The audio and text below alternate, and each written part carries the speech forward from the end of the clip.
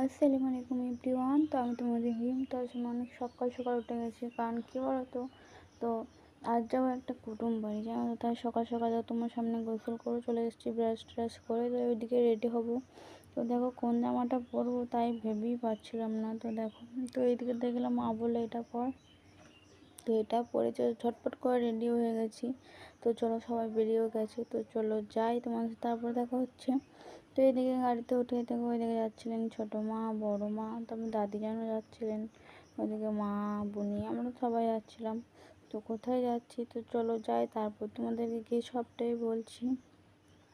আর আমি না সেরকম ভিডিও ক্লিক কিছু নিতে পারিনি, কারণ আমার প্রচণ্ড শরীর খারাপ হয়ে গেছিলো।